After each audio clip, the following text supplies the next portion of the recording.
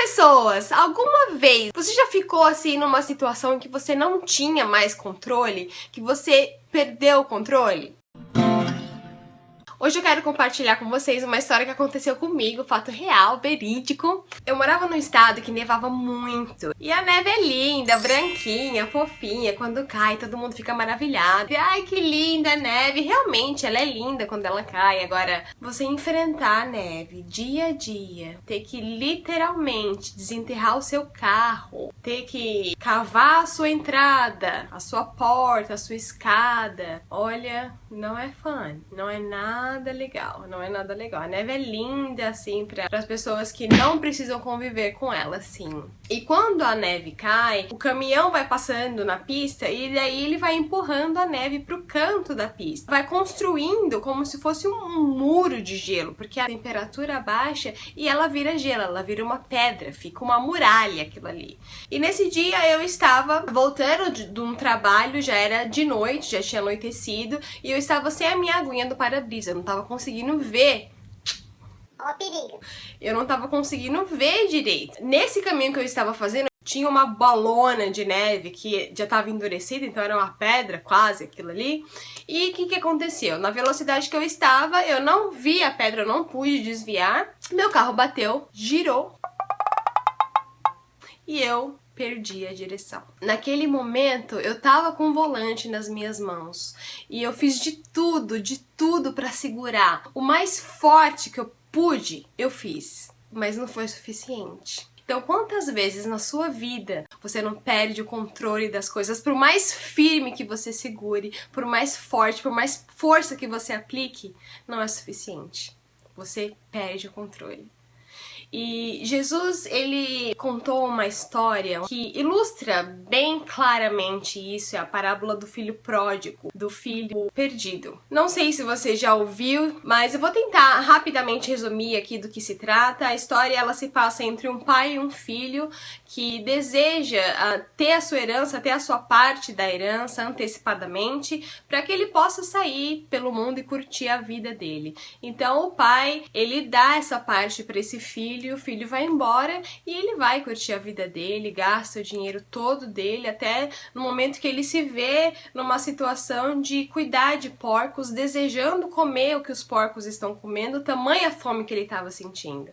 Então você imagina uma pessoa chegar numa situação de querer comer lavagem de porco, que é nojento. A gente, quando tá com fome, a gente não é a gente. Você sabe muito bem disso. Eu, quando estou com fome, eu não sou a Lisiane mais. A gente vira um bicho, a gente precisa comer. Então esse rapaz, ele estava nessa situação de que ele não tinha mais o que comer, ele conseguiu esse emprego para cuidar dos porcos e ele tava assim, com tanta fome que ele falou, pô, eu queria comer essa comida que os porcos estão comendo. E aí ele, lembrou do pai dele, na casa do pai dele, que haviam tantos empregados, e empregados comiam muito bem. Então ele pensou, pô, pelo menos se eu voltar para casa e trabalhar com meu pai, eu vou ter comida digna para comer. Primeiro que o filho era como se ele tivesse falado, pai, eu queria que você morresse, porque como é que você vai pegar a herança se a pessoa não morreu?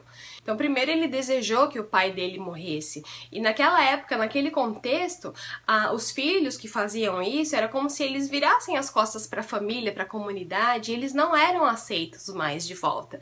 Então se ele voltasse, ele ia ser deserdado. E quando esse rapaz volta para casa, o pai dele de longe vê naquele caminho o filho dele aproximando, o que ele faz? Ele vai ao encontro do filho correndo. Não era comum uma pessoa fazer isso. Primeiro que naquela época eles não usavam calça, eles usavam aqueles vestidões longos. Então pro cara correr, ele teria que levantar a barra do seu vestido, mostrando, né, a sua privacidade ali, daquelas pernas cabeludas e branquelas, eu imagino. Então seria uma vergonha pra uma pessoa na posição dele fazer uma coisa dessa. Mas ele não ligou, ele não se importou do contexto que ele estava vivendo ali naquele momento. Ele não se importou do que as pessoas iriam pensar. Ele viu o filho dele e ele saiu ao encontro do filho dele porque ele estava feliz. E para surpresa desse filho, o pai o recebeu de uma forma que ele nunca imaginaria que o pai o receberia novamente. O pai recebeu ele com alegria. Ele mandou preparar uma festa para comemorar a volta do seu filho, porque afinal de contas era o filho perdido que foi encontrado.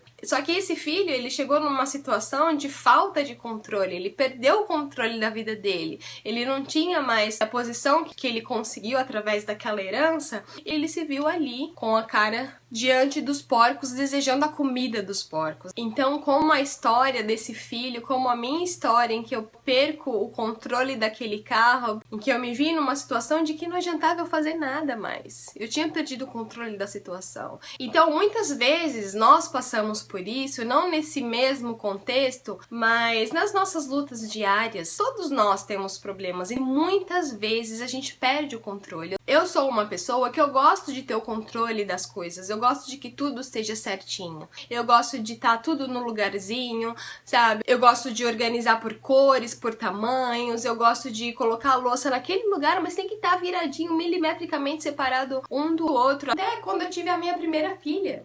E aí, tudo mudou. Por quê? Porque quando você tem um filho, você perde o controle de uma forma que não dá mais pra você ter aquela casa organizada da forma que você tinha antes de ter esse filho.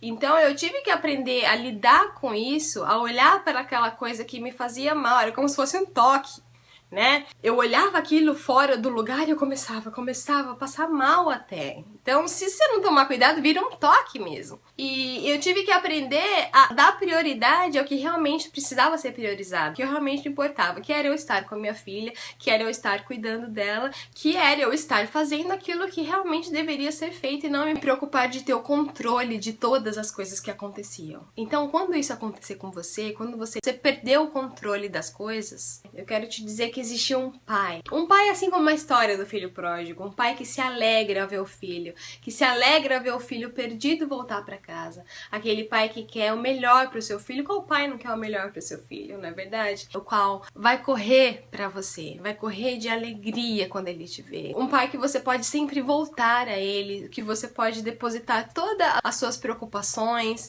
que você pode depositar todas as suas dúvidas, as suas aflições, os seus anseios, as suas frustrações, os seus planos, toda a sua luta, o seu fardo diante dele. E esse pai é Deus.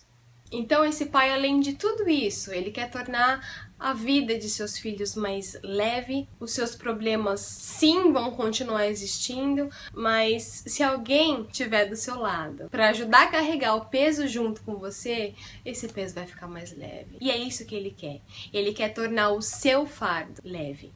Ele não quer que você carregue esse peso sozinho. Tanto que em Salmos 68:19 diz assim: bendito seja o Senhor que dia a dia leva o nosso fardo, que dia a dia nos torna mais leves. Quem não deseja se sentir acolhido, se sentir amado, se sentir querida? Então hoje eu gostaria que você pensasse sobre isso que eu disse, pensasse nessas palavras, independente do que você acredite, porque a verdade é que existe um Deus que está acima de todas as coisas e que Ele cuida de nós. Desejo para você um ótimo dia, espero que você tenha gostado desse vídeo, espero que realmente você pense sobre isso que eu falei e não deixe de se inscrever no meu canal, de dar um like nesse vídeo e de compartilhar com as pessoas queridas, tá bom? Beijo grande e até a próxima. Tchau, tchau!